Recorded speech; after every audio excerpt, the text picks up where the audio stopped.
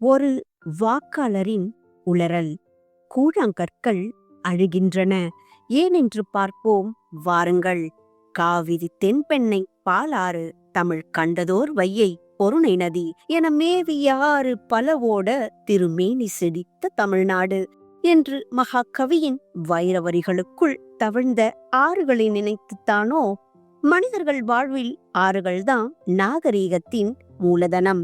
மலைகளின் பாறைகளில் உருவாகி கொட்டும் நீர்வீழ்ச்சியில் ஒன்று கலந்து ஆனந்தமாய் ஆற்று வெள்ளத்தில் ஊர் சுற்றி திரிந்து பிறகு ஆறு போகின்ற போக்கிலெல்லாம் தானும் போய் ஆற்றின் ஆழ்ந்த அன்பை புரிந்து கொண்டு வாழ்ந்த கூழாங்கற்கள் தற்பொழுது ஆறுகள் அடைந்திருக்கும் பெரும் துயரத்தை பொறுக்க முடியாமல் மெல்லமாய் வாய்த்திறந்து முன்வைக்கிறது ஆறுகள் படும் துயரங்களை.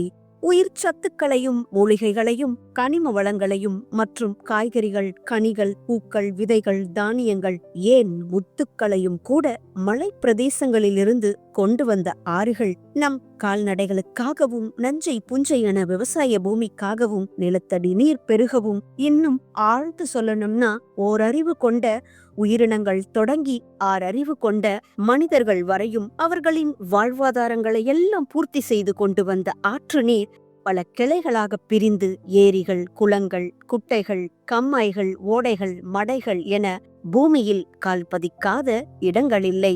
பிறகு கடலில் சங்கமித்து அங்கு வாழும் உயிரினங்களுக்கு ஊட்டச்சத்து நிறைந்த உணவாகவும் புது புது உயிரினங்களின் உருவாக்கத்திலும் ஒட்டுமொத்த கடல்வாழ் உயிரினங்களின் ஆரோக்கியத்துக்கும் வளர்ச்சிக்கும் அடித்தளம் விட்டதே இந்த ஆறுகள்தான். ஆறு போவதுதான் போக்கு, அரசன் சொல்வதுதான் தீர்ப்பு என நம் வாழ்வியலையே பழமொழிகளாக்கி பழகியவர்கள் நாம். வளர்ச்சி என்ற கட்டமைப்புக்குள் நுழைந்தவுடன் ஆற்றின் போக்கையெல்லாம் மாற்றி அமைத்து விட்டோம். என்னவெனில் ஆறுகளை நாம் அலட்சியப்படுத்தியதுதான் அது.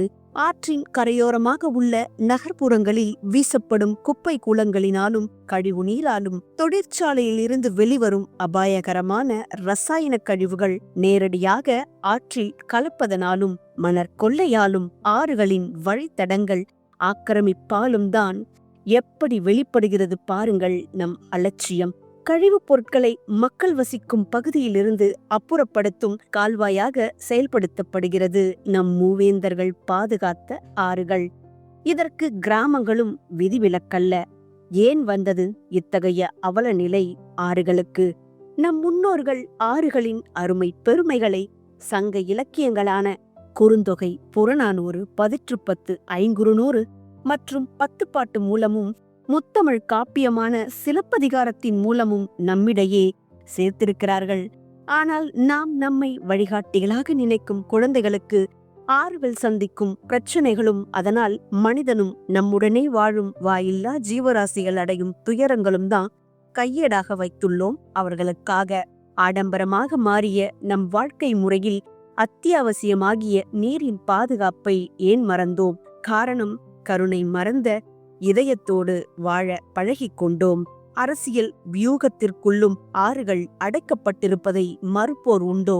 இத்தரணியில் பிறருக்காகவே ஓடும் நம் கடிகார முட்கள் ஆறுகளின் தற்பொழுதைய நிலை என்ன என்று அறிய சிறிது நேரம் ஓடட்டும்.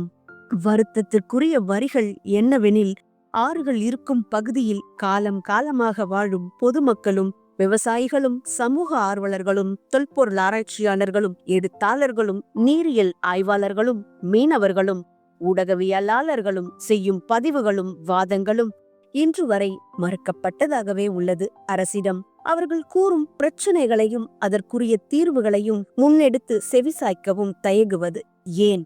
வளர்ச்சியை நோக்கி பயணிக்கத் தொடங்கிய நாம் அந்த வளர்ச்சிக்கு வித்திட்டவர்களை மறக்கத் தொடங்கியது அறியுமோ இந்த அறிவில்லாத கூழாங்கற்கள்? இயற்கையின் அரணான மலைகளையும் ஆறுகளையும் அரசியலாக்கினால் நாம் ஒவ்வொருவரும் வரவேண்டும் அரசியலுக்குள். நம் ஆறுகளுக்காக மெய்ப்பட வேண்டும் வேதினில். நன்றி.